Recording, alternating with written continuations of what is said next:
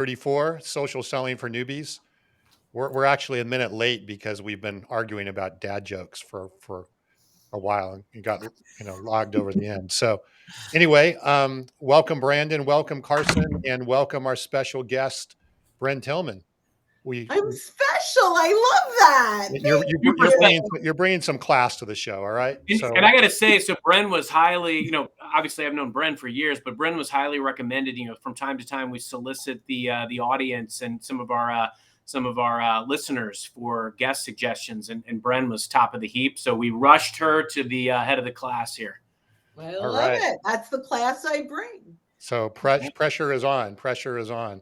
So welcome to all the live people. If you're on, please jump in. Let us know you're here, where you're from, what you're doing. And if you're listening to the podcast, welcome as well.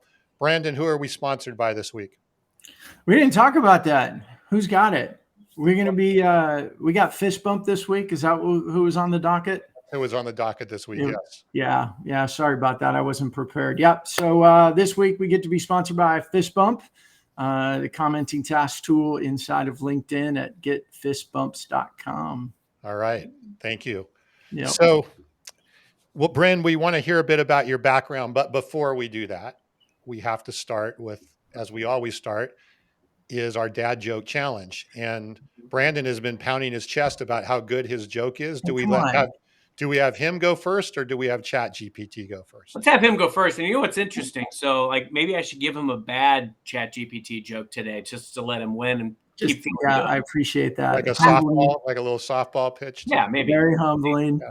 We'll see what I need. I wrote my own dad joke. Yeah, and Brynne has a joke Brynne's too. got one too. So we may see a week where neither ChatGPT or Brandon wins. Well, I think then number one, welcome to all the people that are showing up already and putting in their comments and telling us where they're from. Kirsten, I haven't seen Kirsten for a while. We could throw here and there. Hi, Kirsten. Good to see you. And Dave and anyone else, let us know who you are, where you're from. And if you have a dad joke to compete, man, throw it in. Let's get going. And welcome to everybody on the podcast too. We'll make sure that we speak the dad jokes out and everything. So you're not left out. All right, Brandon, let's do it. I would say, Brynne, you have the choice. You're the guest. Would you like to go first, second, or last? So I'm going to go first because it's less competition when you go first. And inspired by. So I've heard that ChatGPT will cut a salesperson's workload in half. So I opened 2 accounts. Oh, that's good. Well done. That's good. All right. I like it. Let's Brandon, you're up. Okay. So yesterday I grilled a chicken for 2 hours, but it still wouldn't tell me why it crossed the road. Woohoo! I'll take that one. I like it. Carson, do you need a little bit more time? I think I got a little smile out of Carson. Yeah, you did. That's pretty good. I asked ChatGPT to provide a funny dad joke. How do you catch a squirrel? You climb a tree and you act like a nut. Boy, this is tough. I'm going to go with Brynne. It's pretty good. Yeah. But guest star wins. Yeah. If the whole LinkedIn thing doesn't work out, I'll start writing dad joke books. Well, there you go. What about the audience? We'd love to hear what the audience thinks. Well, everybody knows that I've been losing so much on the dad joke challenges that our video editor for our snippets and his wife sent me 2 new books that I obviously needed help, and it's still not helping. But that's okay. It's the love of the game, not the thrill of the victory, right? That's it. The pursuit. I think we have my guess is we're going to have a bit of a split decision here, but Dave thinks Carson won, but I'm still going with I can't take credit. I mean, it's the AI. I'm just representing. It's the prompt engineer, Carson. There you go. It's only as good as your prompt. That's true. That is true. That is true. We'll talk about that too. Maybe Brian's will win. Why did the Scarecrow win an award? Because he was outstanding in his field. Oh man, all he's doing is just leveling the field for it. We just have too much parity today. We do. And Kirsten, I see you're back in the social selling world. That's awesome. It's been a while. I'd love to catch up and hear what you're doing, see if we can support you in any way. Brandon said Carson won. And I guess Butch isn't on today. So my one vote that I always get isn't even here today. I'll vote for you, Brandon. Thanks, Brent. I appreciate that. I'm so confused. Let's get started. Please. Yeah, I'm confused. So Brynne, tell us a little bit about your background and how you got into social and all of that. And then we're going to talk today about a question that we get a lot of is, my prospects aren't active on social. What do I do? How do I handle this? But tell us a bit about your background, Brynne. Well, my background, I have my lamp. I'm sorry. See, I have the dad joke in my head now. Man. So I'm a recovering sales trainer. And, I love sales. But personally, I do not like cold calling. And that was the one area that held me back from having the perfect job, which was a sales job. And then I found LinkedIn. And I realized that there were opportunities in here that to connect with people and really leverage our thought leadership and our network to start conversations without having to cold call. I'm not dissing cold calling, guys. If you love it, go for it.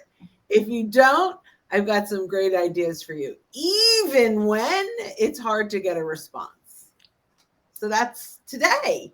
Yeah, I love that call out, Brynne, because I grew up, cut my teeth in a cold calling environment. I'm not averse to it, but we got to meet our clients where they are. And in this digital era, LinkedIn is such a valuable tool. And I think we're remiss not to explore mastery of any tool that gets us closer to our customer. So thank you for that. Awesome. So what's my first question? Well, let's take a step back, right? And we're talking about people who we want to talk about, using LinkedIn and social. Mm-hmm. But I guess in the same way that if people aren't answering their phone in the cold call world, what if people are not on LinkedIn? What if they're not, or at least they don't appear, maybe that's the right word, to be on LinkedIn in terms of commenting or posting or whatever. And I think, the statistics are right. There's really only a quote small number of people. What is it, Brandon? 2%, 3%, something like that post on LinkedIn regularly? Regularly, right. Regularly. I mean, I think that's probably picking up, but it's not a huge amount. But then you also have the commenting and the engagement in general. But some people aren't doing any of that, or there is a situation where they may not do any of that. So I think the first question that we want to throw out is, okay, well, if that's the situation, what's the first thing that we should be thinking about? How should we be, do we just throw all those people away and say they're not qualified prospects or candidates, or what do we start thinking about? So Brynne, why don't you kick us off? So first, let's just talk about the fact that even if they're not engaging on LinkedIn, it doesn't mean they're not there. There are a ton of lurkers. And our goal is to convert a lurker to an engager. And engaging does not just mean they share content. I've had people that I've talked to that hadn't shared any activity in years, but they were still on LinkedIn every day. So making an assumption that just because they don't share content doesn't mean they're active is exactly that. It's an assumption, and assume what that means. Okay. So again, dad jokes in my head, it's hard to get out. So the first thing we have to do is get out of our own heads and say, oh, they're not there. They're not engaging. The second thing we have to do is make sure we are positioned that when we do engage, that we're of interest to them. So one of the mistakes that salespeople make is they go out and they connect and they pitch and they get no response because our pitch is not of interest to them. It's not like they're raising their hand saying, I want to learn about your product or service. So we actually are repelling people. We're like, oh, we're not getting responses, but we're not getting responses because we're talking about what we as salespeople want to talk about, not what our prospects want to consume. So we have to make that shift, and we have to understand that our goal is not to lead with our solution, which is the pitch. Our goal is to lead to our solution, and that can be through content, through conversation, or through introductions or shared connections. So But when we lead with our solution, it always comes across as a pitch. Rather than constantly telling people how we can help them, let's simply help them and earn the right. Get them to say, hey, this is someone who's interesting, that has me thinking differently about how I'm doing things. So the first thing is to fix ourselves before we go out to try to fix them, to the people that are not responding, right? We have to be worth responding to.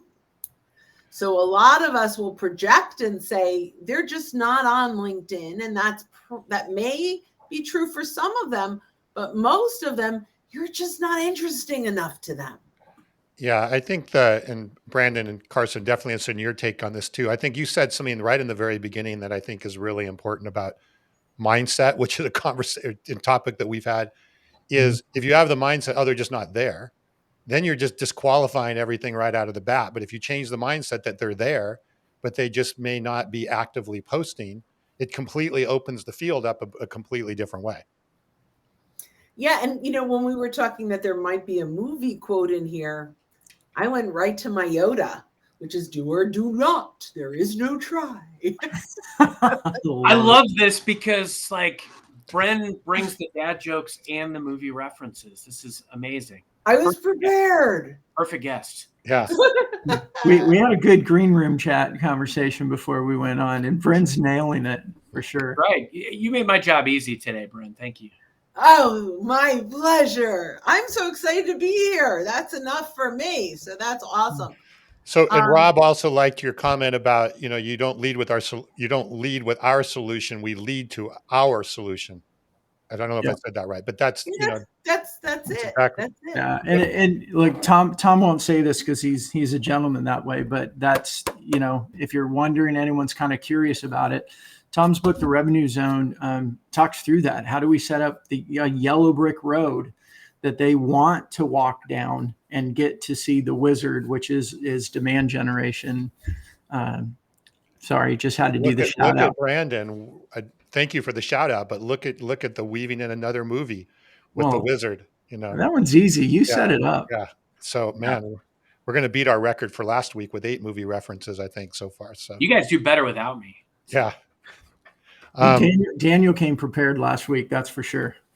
Carson, you just set the bar so high that when you're not here, everyone has to feel like they have to be really out there prepared. I love that. Brynne had a lot of really good mic drop comments, especially about converting the lurkers. And, Tom, you alluded to this. I think the assumption, and frankly, I've been told the same thing, the customers, executives that we're after, they're not out on LinkedIn. But someone is, and someone in that organization likely is, and someone who influences the people that you ultimately want to get to likely is. And I think that's the key element. And we talk about that on this show a lot, is how do you create that groundswell of influence within an organization? Really, you just need that first domino to fall. So I may not get to the CEO or the CFO or the CIO or the CSO or CMO right out of the gate, but if I can get to their VP or I can get to someone else within the C-suite that makes that warm introduction, guess what? Now I've leveraged LinkedIn to create a relationship that never would have existed otherwise. And that's the key. You just need that first domino to fall. It's not going to necessarily look like what you think you want it to begin with. This is mapping out social proximity. This is the magic of LinkedIn. Look, we could be thought leaders anywhere. We could be thought leaders on TikTok and Instagram and Facebook and Twitter. But on LinkedIn, the real magic when it comes down to it is the ability to map out your social proximity, right? So the most, and the way that LinkedIn gives us, whether you have Sales Navigator or even you're working in the mothership, LinkedIn.com, you are really given all the tools you need to do this. And most people don't recognize that even in the free, there is so much value. You can hop right into a company page and search, do I have any first degree connections inside this company? And per Carson's conversation, right, it doesn't mean it's the decision maker, but even if it's someone that you can gather intel on, I can just talk to them and say, hey, what's going on inside of the company? What are the changes? what's the culture like? Are they a learning culture, or are they like an old traditional, we've been doing it the same way and we will continue to do it the same way? Like, you can learn a lot depending on what you want to know. Yeah. Another magic social proximity that most people never use, and I have found this to be incredible in the social listening realm of things, is to search who used to work there that you're connected to, and start having conversations with them, because they'll sing like a canary, right? Like, because they left and they have so many things to say about them, and you could get all the ugly, but you could get some of the interesting and good as well. But you can find, how did they make their buying decisions before? Is it on committee, or is there a dictatorship that one person just says yay or nay? Right? There is so much that we can learn before we get to that decision maker, that when we do get there, whether it's through content or through your social proximity, getting introductions into people that you could get introductions into, you are more prepared than any of your competition. Mm-hmm. And you are more prepared with understanding what objections you're going to get beforehand, so you can handle them before they say them. You can find out if they've had good, bad, or indifferent experiences with your competitors before. I mean, it's a gold mine. And by the way, your decision maker does not have to be active on LinkedIn to do all of that, because other people in their organization are active, to Carson's point. That's powerful. 3 quick hits. First off, shout out to Dave. Field of Dreams reference in the chat. I'd be remiss not to point that out. I don't even have to make a movie reference today, and I don't think I will, because the great ones are coming out of the audience. Second, Brynne said some really powerful things that we've never covered on this show before, and I think really need to be pointed out. The free version of LinkedIn, you can do so much. The biggest deal I've ever closed in my career, I used the free version of LinkedIn. I actually went down in meetings where I was far from the smartest guy in the room. I'd let the smart people talk, and I was going down prospecting on LinkedIn, using it to reach out to folks in my top target organization. The last thing I wanted to point out is, how often do we get these new executives where maybe we can't crack the code? Maybe they're not super active on LinkedIn, but you can go in and you can see who they're connected with, that either you're connected with or somebody that they're connected with that you know and that you can reach out to, or somebody in your own organization. There is such powerful intel that you can get. I remember an executive years ago that I could not crack the code on. Believe it or not, it happens.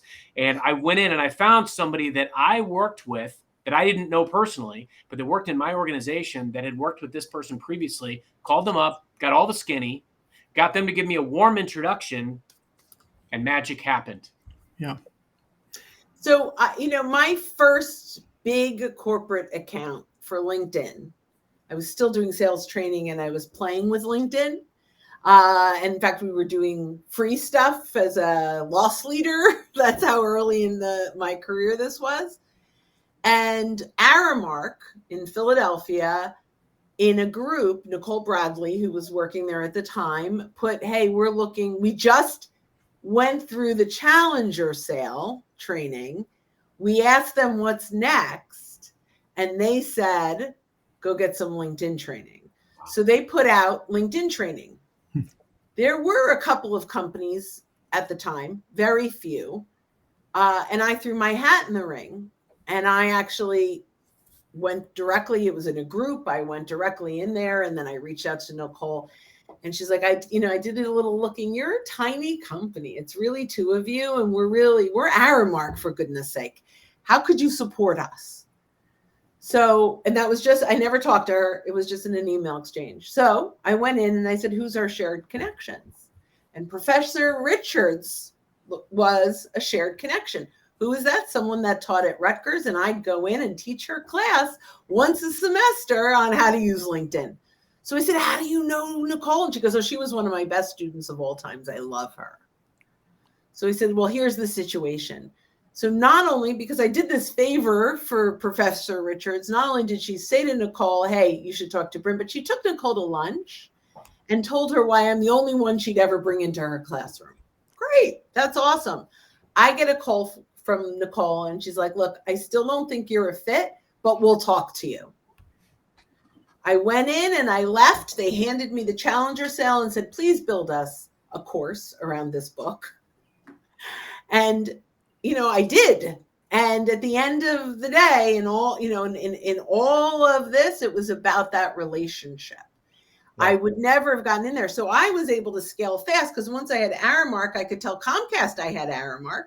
And once I had Comcast, right? So it was just one big account gave me the credibility to go into a lot of big accounts. And I couldn't have done it without that relationship. No, that's an amazing story. And it's like multi-dimensional social. Brandon, I know you have a take on this. Yeah, well, we've been in some really good stuff and kind of bounced a little bit within this space. But number one, I've got to go to the comments because Bruce said, but the Wizard of Oz, the wizard was a fraud. That is true, but Dorothy still got home. And a lot of times in sales, we deal with some shysters along the way. But if we still close the deal, we're successful in what we do. It's all good. So just had to throw that in there. But yeah, I think what I was thinking of too, as we were talking about that, a tool within even basic LinkedIn that I think a lot of people overlook is we're talking about our prospects are not active. Right. And Tom, you and I had somebody we were working with a month or so ago, and they were just kind of like, oh, but the people we want to talk to aren't active. And they just want to put their head down and quit and throw their hands up and go, social selling doesn't work. The other thing you can do with a company, when you go to a company page and you start to see all the people in the company, you can use a filter and see who's posted in the last 7 days or the last 30 days. And now you're seeing all the people that are active. Now, again, as Brynne said earlier, just because they're not commenting or publishing doesn't mean they're not active. They still could be, like to call them viewers, not lurkers, but they still could be viewers. They could still be logging in. And if your content is interesting, as Brynne said, to them, they're still consuming it. But take the time and look and see who's active. And we had an example with somebody, the person that was active happened to be the CHRO for job postings, but she was very active. And then we were positioning our customer and go, well, start engaging with them, build that relationship. She's at the C-suite, for goodness sake, and she's active. And that was the route that we go. So go to the company page, you see all the people, hit your filters, say who's posted in the last 30 days, 7 days, whatever. And it's like a custom feed right there. You just see all the posts. So that's available in Sales Navigator. And I think that's one of the most incredible tools is that who's posted for sure. Can you see that, Brandon, in the regular version, or is that only? I do have Navigator, but I do it inside of LinkedIn. So I got to remember if that a less robust version of that is available on LinkedIn. I'm gonna have to go look and remember what it was. Well, regardless, you can go on even to the company page and see who's engaging. Right. Yeah. There's so much that you can do around that. But if I could share a couple other things. So I do believe that mapping into your social proximity is huge. But there are other things that we can do, particularly if we're going that high executive C-suite that's typically not responsive. Often what we want to do is play into their ego. And I know, but it's true, right? So here are some of the things that we do. Number one, we're writing an ebook on social selling from the top down. We're reaching out to CEOs that have companies where they have a modern approach to digital sales. And, we're asking them a few questions and, to get some quotes into our ebook. As, someone that I highly respect and a company that I really love, I would be honored if you'd give me 7 minutes. And that's what I do. I have a 7-minute Calendly where I can ask you a couple questions and potentially quote you in our upcoming ebook. I would say, now I don't want to give a statistic because I'd make it up. I would say the response rate is extremely high. Now, there's a few reasons I want 7 minutes. I don't want to bait and switch this gal or this guy. I want to make sure that I keep it honest, and this is what I'm doing. This is not a sales call. This is, hey, I want to build a rapport with you and highlight you as a subject matter expert. We have an influencer of the week, Carson has been one, that where people will, they fill out a form and they go, this is an influencer I'm interested in you promoting. And so we thank them and we have an influencer and we promote them. We build rapport with people that just because we're highlighting them, and I'm not out selling these people. I am starting a conversation. I'm not bait and switching this, but now they know me. I know them. I can now find other content that I think they'll like. And I use listen notes like nobody's business. Listen notes is where almost all the podcasts in the world are listed. So if I'm talking with a CEO and she says something like, one of the things we're really focused on are DEI strategies for equity and inclusion. I'm going to go find a really good podcast or blog post or YouTube video on DEI. I'm going to watch it. I'm going to vet it. And then I'm going to send it and say, hey, I watched this video and I thought of you based on our conversation. I continue to bring value, even if it has nothing to do with my LinkedIn training. And a few things will happen, right? We'll build that rapport. I'll send content. Maybe now a few times in, I have created, now we have the ebook that she's quoted in. And that ebook will lead to my solution that she has a quote in, right? So I have very carefully designed this to stay engaged. When it comes out, she is going to read it because she is in it, right? And also it gives me credibility that that I've been talking to these CEOs. So there are so many ways to start conversations. The key, and then I'll be quiet, but the key here, there's two really. The first one is we have to detach from what the prospect is worth to us and attach to what we are worth to the prospect. Yeah, you know what I'm liking about this, and I think it's important to take a step back because some of the comments and things that we're talking about in this show are a little bit different than some of the ways we've looked at things before. But let's take a step back, right? In sales, we're working with B2B, right? Business to business, hence the word. We're looking as one business to make a sale with another business. Obviously, we're trying to do that. You don't make a sale without dealing with the people. But what we're talking about here, which I really like, is we're saying, how do we use social to build a relationship into the business so that we can then have an opportunity for a business to business sale? And I think that's very different than looking at it from, well, I want to connect with Joe, the CEO, and Joe's not active on LinkedIn. So therefore I'm screwed. I'm not going to be able to connect into this business. I mean, we've talked about, 25 different things probably so far today that helps me get in the door and start building the relationship in that business. And I wanted to even, address Tim's comment here. He said, what about people who only go on when they're looking for jobs? I think, sure, there's people that only go on every once in a while, but you see what we just talked about, it doesn't matter. Doesn't matter. It doesn't matter. Because if you look at the fact that I want to get in and build a relationship with this company, and I'm going to use whatever tools and relationships I can to do that. Hey, Tom, we lost your audio. What about now? You're back. Okay. If I hit my microphone, everything sort of, and hey, Carson, I was getting all excited and everything like that. It must have been gremlins. Yeah, it was. I can't keep up with this. I love it. This is great.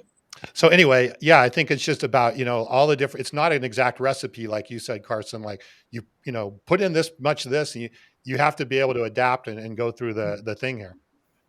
What do you think, Carson? Can I just share the other thing? So it's the detached from what the prospect is worth to you, attached to what you're worth to the prospect. And you need to slow down your outreach to speed up the outcome. Yes. This is about quality rapport building. This is not about, and the KPIs, by the way, that sales leaders have on LinkedIn are broken. this isn't how many net new connections did you get, Right. but how many conversations did you start with the few connections that you spent time nurturing. That's right. And what are those built into? And just a quick follow up on Tim, what he's saying here is when they're looking for jobs, help them and land in their new company. I mean, that's a great, again, that's a great way to help provide value, right? Serve, provide value. And frankly, even today's casual job searcher might also be today's buyer. There's a lot of folks that are potentially looking casually and not necessarily posting and engaging a ton, but they might still be today's buyer. Those are valuable ways to just create and invest in those relationships. Brynne, I'm curious because I know our topic today really comes down to inactive leads and really just using LinkedIn to activate relationships. I've seen a lot of these trends, and I've tried just about everything over the course of time with LinkedIn, and I'd love to get your thoughts. You see a lot of folks that are thought leaders. I think they go out sometimes and they'll tag a lot of people in comments and their posts, and I know why. I mean, obviously, you get a lot of eyeballs on it, you get engagement, and so it amplifies thanks to the LinkedIn algorithm. You also see these pods. You've probably been in some in your time where you're in these pods, so you share a post that you shared today, and everybody goes out and likes each other's posts to like help it with the algorithm. What are your thoughts on these things? Are these worth our time, or should we as sellers be guiding our efforts into other directions? So first, I'm going to go backwards. Let's start with pods. So the mandatory share pods are terrible. Where you go, okay, every Thursday you post something and we'll all go in. And then on Fridays, she's going to post something and we'll go. And then Mondays, he's going to post and only once a week. And so those are terrible. And it's the exact same people engaging every single time. And although I don't know for sure, I'm pretty confident that LinkedIn's algorithm bots are going to pick that up.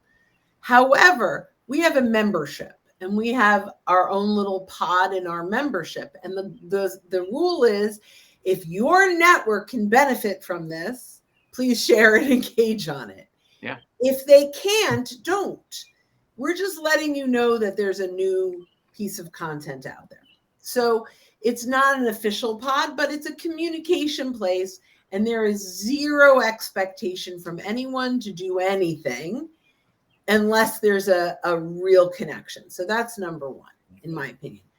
Number two, tagging people without their permission is worse than spam in my book. Now, I have team members that I tag. They know it's coming. If I share one of Carson's quotes or a blog post or content and I tag him as the author, fabulous. Right? I'm giving credit. But when you tag simply to get engagement, I think that it will backfire in the long run. Especially if you do it and someone untags themselves, LinkedIn will bury your content. They'll be like, this is spam. And by the way, once LinkedIn has identified you as spam, it is really hard to come out of that hole. Right? So be authentic. Now, I do a lot of what I'm about to tell you, which is I take inventory and say, who in my network would I like to vote on this poll? Would I like to get the insights? And I use the little paper airplane at the very bottom of the comment. And now you can blind copy up to 50 people at a time. And I will, put in the names of the people and I'll say, as someone in sales and valuable in my network, I would love to hear your thoughts on this post and comments. And so it's going into the inbox. That is incredibly effective for me. They don't feel spammed. It's someone, I'm a first degree connection. It's someone that I wouldn't do this to a stranger. And I'm getting it into the inbox and they can engage or not engage. And often in my note, I'll say, if this resonates with you, I'd really love your perspective. Because I want to give them an out and I almost want it permission based, right? Like there is no pressure if you don't want to do this. So if this resonates with you, I'd love your one-click vote on this poll. I'd love your thoughts. Now I'll tell you what has happened, and not all the time, but they'll come back and say, interesting, this is a topic we're talking about internally. I'd love to hear what insights you gleaned from it. Like, okay, they just qualified themselves in for a conversation because they are sharing with me that this is an internal conversation. And, you know, when we invite people and they may never vote and they may never comment, but because I got it in the inbox, I made it easy for them to respond and start a conversation with me. And that is the goal. And they know that it's private. They may be someone that will never vote, but asking them that question might provoke some thought that can lead to a conversation. And are you saying, just to be clear, do you put a link to a poll or something in the DM or? Well, so if you use a little paper airplane to send a message at the bottom of every single post, you can send that. It will automatically populate it inside of the message. And you used to only be able to send, well, you used to be able to put 50 people unblind copied before, and that was horrible. Then they brought it down to you can only send well, you can still do that, actually. You can still put 50 people in a message. You can now blind copy. There's a bar at the bottom that says you click on find names, click on their names, and then there's a send in a private, send separately, I think it says. And there's a place for a note. You just can't add their name, but it can feel personal enough. And, you know, once you send it, you now have 50 one-off messages, not a group message. Sure. That's great stuff. So I can't believe we've already are 37 minutes into this. Wow. That was like the fastest 37 minutes I think we've had so far. It must be all these movie Can references. I throw this in, Tom, on the pod conversation? And I agree with Brynne. I think that pods are really low quality for lots of reasons. But a tactic you can do within not even your team of people, but maybe it's colleagues in other companies, people you've worked with before, is if you ring each other's bell, right? So you get notified when they post. And, you know, again, it's not that we live on LinkedIn all day long, but the sooner someone comments on a post and it's a quality comment, it's not just good post, right? The algorithms aren't stupid. A thoughtful post, a couple of sentences long, the sooner there's a comment on a post, it actually is a little bit of an algorithm hack and it starts showing it to more people.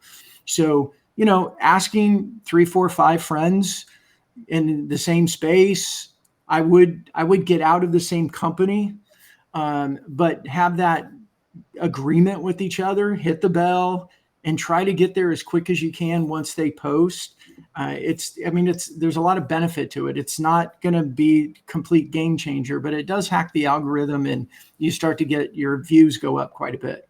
Yeah. And to Dave's question, he asked about the definition of a pod. You know, my experience with these is a group of people on LinkedIn that may or may not even really know each other, but it could be, hey, somebody's going to share something. So they'll put this in this messaging chat. There could be 5, 10, 15, 20 people in that chat.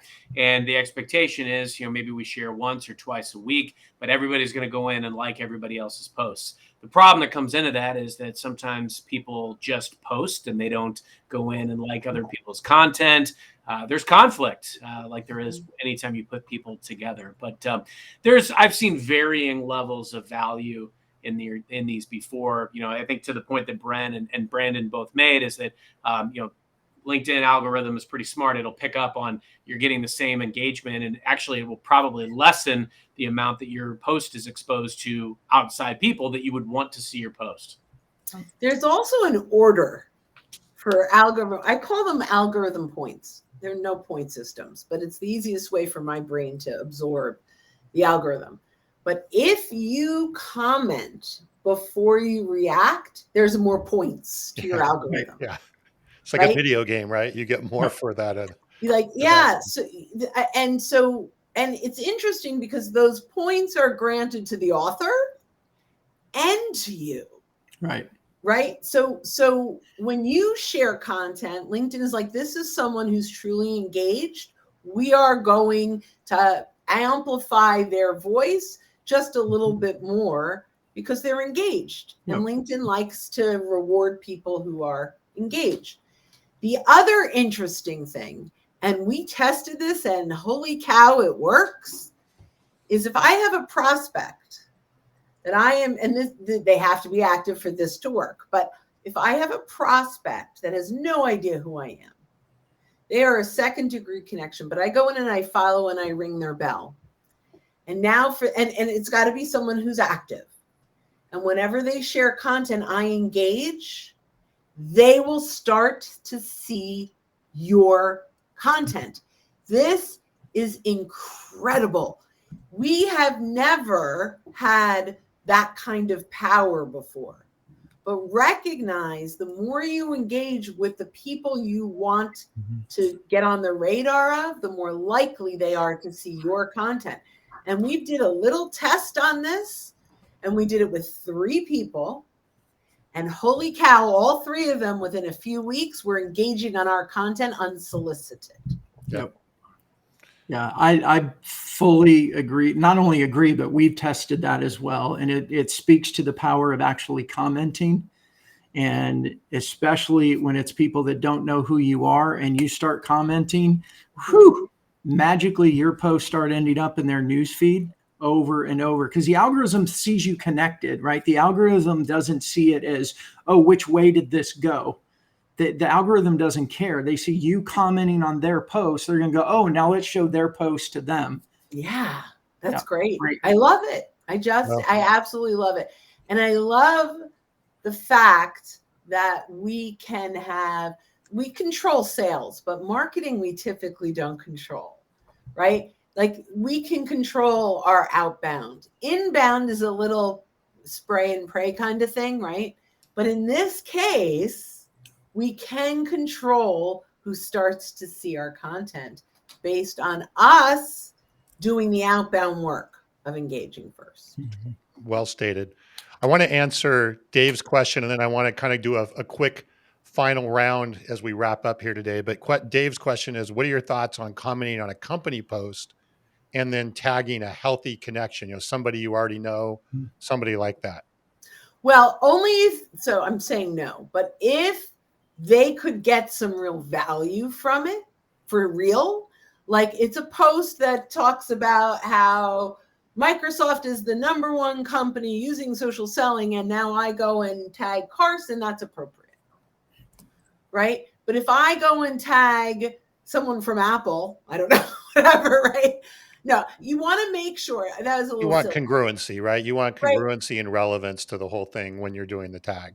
It's got to make sense. Now, Right. I will tell you, I tag my clients often. If I know their business, I know what they're looking for. Sure. And if there is, let's say, someone that I think would be a great prospect for them, I might tag them in a post because they know to come in and engage and get on their radar. Right. The author loves this, right? For the author, if you are tagging people in comments, you're drawing traffic in for them.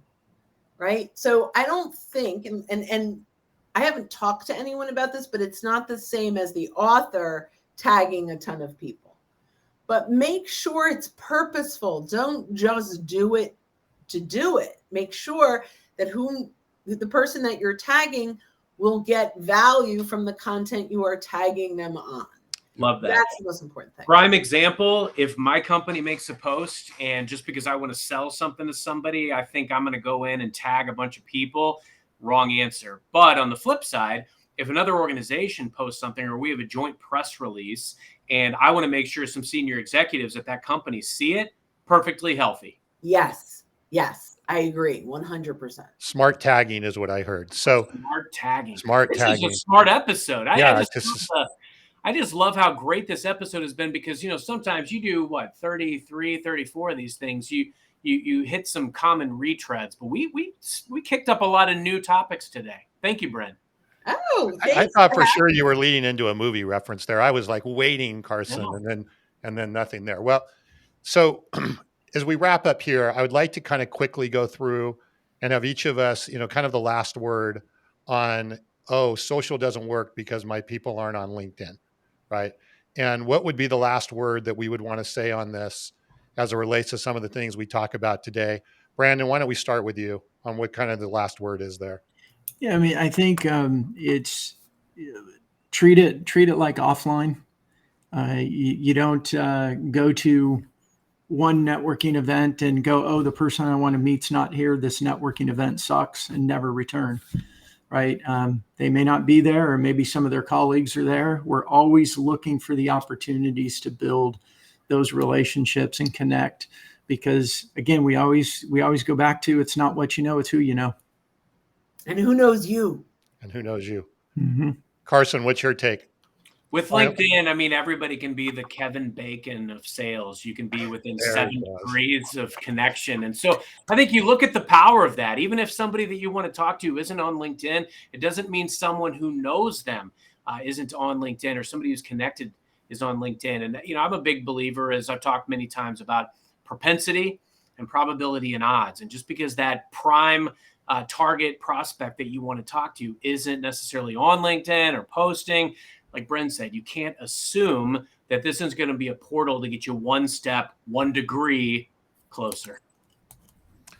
Brynne, what's your final word?